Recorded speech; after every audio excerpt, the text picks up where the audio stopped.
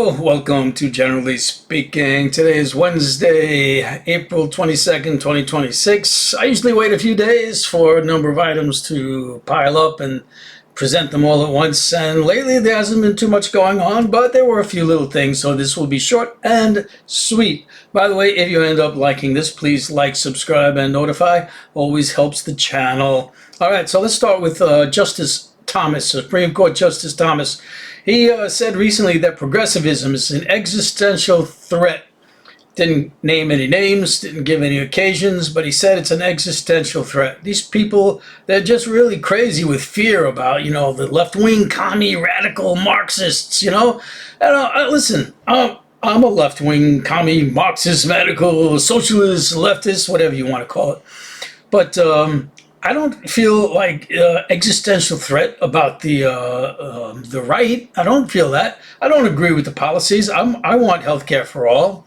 I want equal pay for women that men get. I want universal health care. Did I say that already? Yeah, I want that. And those kind of things. But and the conservatives, they prefer to have tax breaks for the wealthy and the corporations. I'd rather have a progressive tax structure, so, there are differences. I'm pro-choice, they're, pro-life, as they say. And, there were accommodations between that, abortions, not after a certain amount of weeks, a balance. But, conservatives have gone really, hardcore in what they want. Now it's, even if you have a miscarriage, it's attempted murder or even possibly murder. They're really going extreme. And even getting extreme with this gerrymandering, where, it used to happen every 10 years during the census. The states could reallocate their districts as to how many representatives they would have, so it would favor their party more. And then Trump came out and said suddenly, no, we're going to do it right now. It doesn't have to be every 10 years. So they're starting to push it. They're starting to push it. And they push other things. Like, the left tends to be less religious than the right.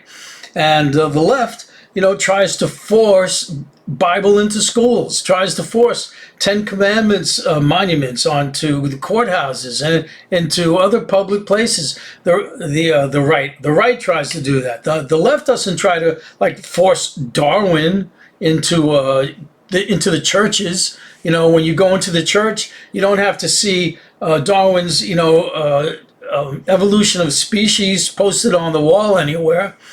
But the right does that. And then when I hear Thomas saying this, it makes me think more about the right is the one that we need to be worried about. Well, there you go. That's how that goes, my opinion on that.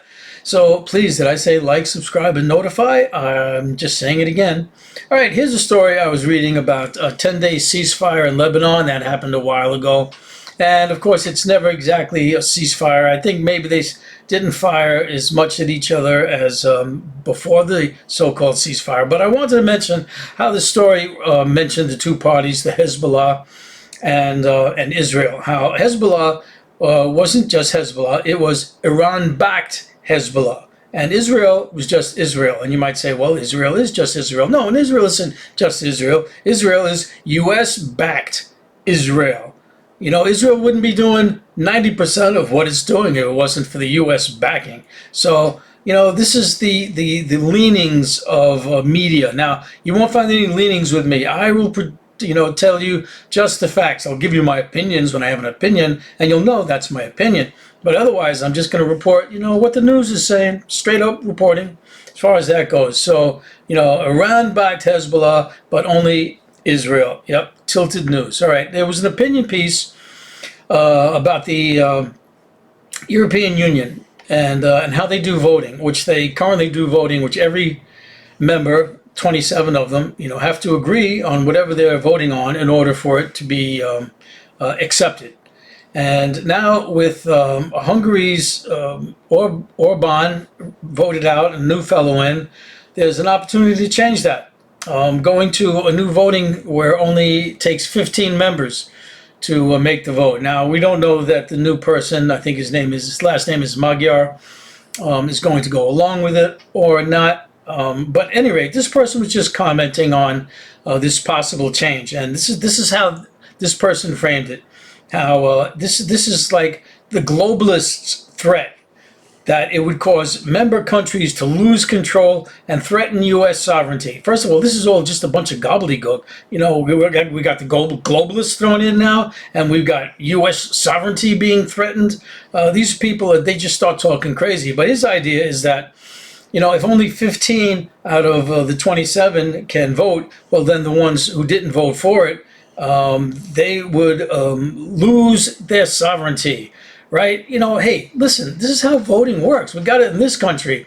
We got the Republicans and the Democrats, and when 50% win, the other 50% lose. That's just the way voting goes in this country. But no, this guy's going crazy, the globalists. And I thought it was interesting, just this term, the globalists.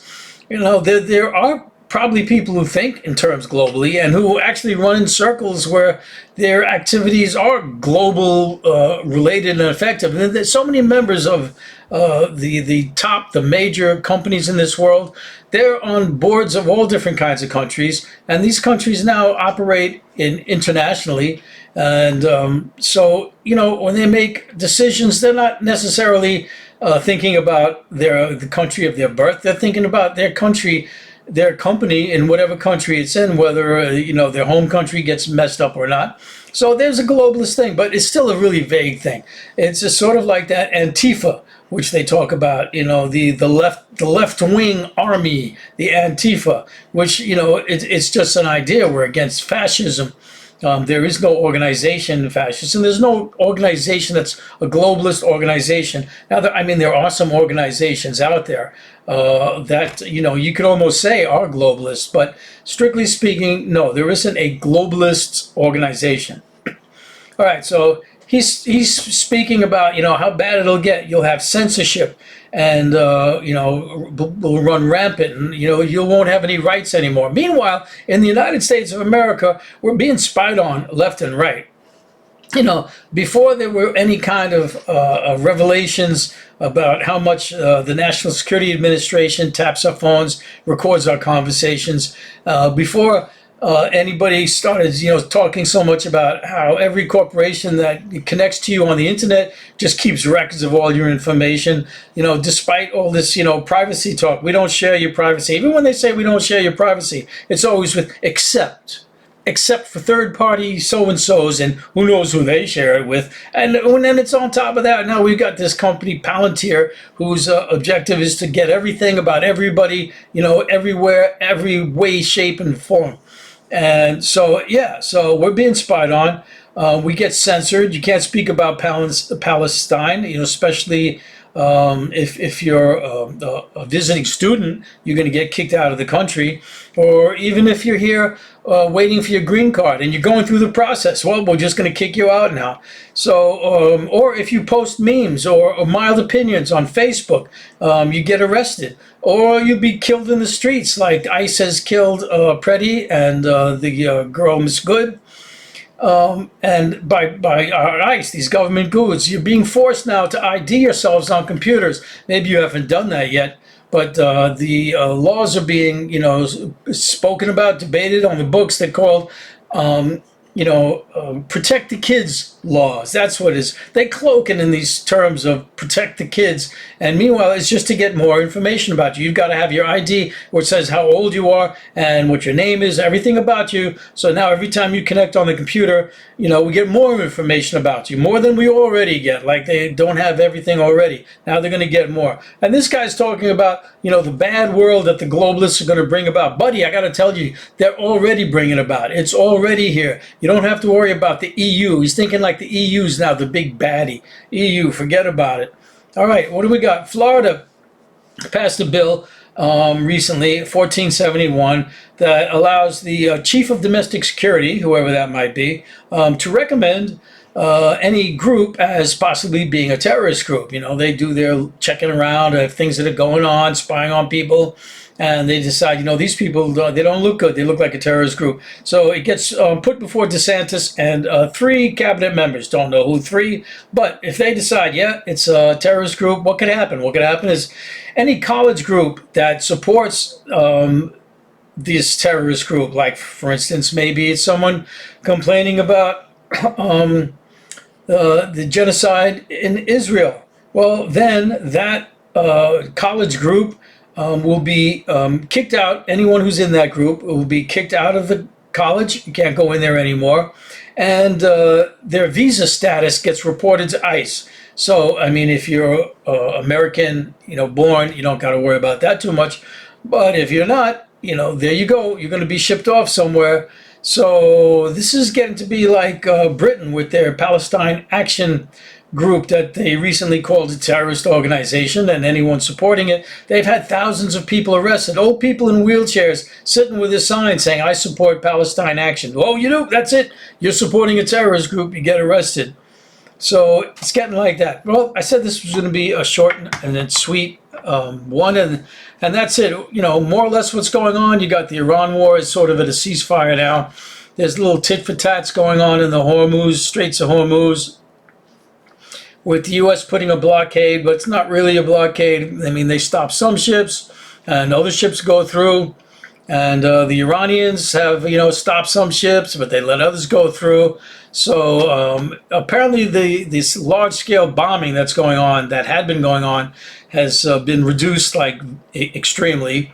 And it's still being reduced. The ceasefire was supposed to end recently, and Trump decided to extend it indefinitely. And so we'll see how this horrific thing plays out. And that's all that's going on right now.